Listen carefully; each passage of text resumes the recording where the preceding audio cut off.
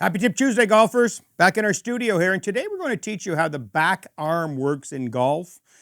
So many people hit our lesson tee and they've got the dreaded chicken wing, which causes all kinds of trouble at the top of the swing. But some of them then think the solution is to tuck the elbow into the ribs, and that creates other angles and a whole host of other problems. So let's get to the bottom of how that back arm should really work as you swing the club. Jake, I know you brought up a couple of great videos. We've got Tommy Fleetwood and Tiger Woods.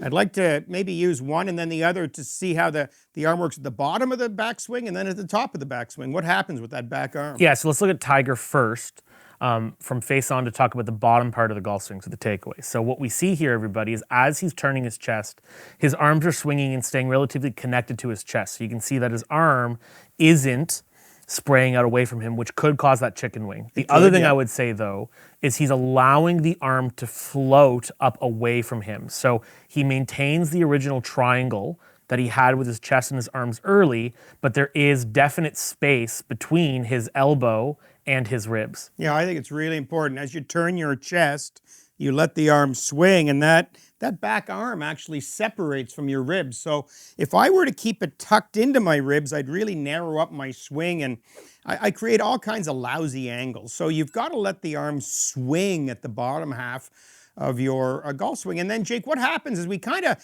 don't turn the corner, but we start working the club up over our back shoulder. What happens? Yeah, so as we see Tommy do the exact same thing, he turns his chest, his arm stays connected to his body, but allowing himself to float away, or I love what you said about it gets too narrow. He has a wide takeaway.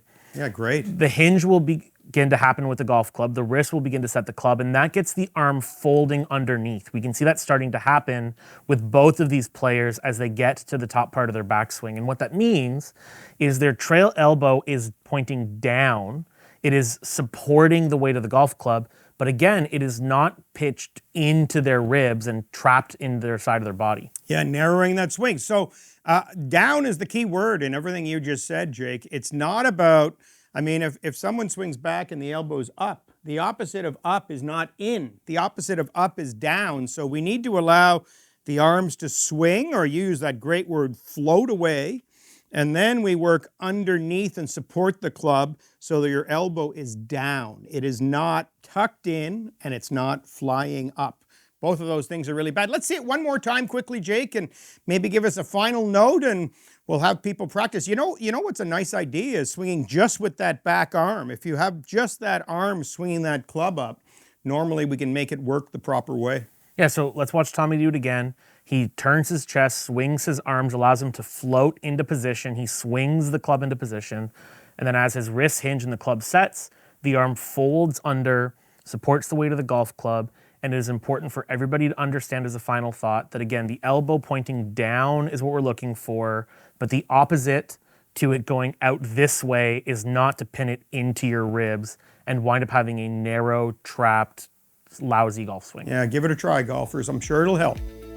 Thanks for watching, golfers. Like this tip, subscribe, and check out all of our other tips.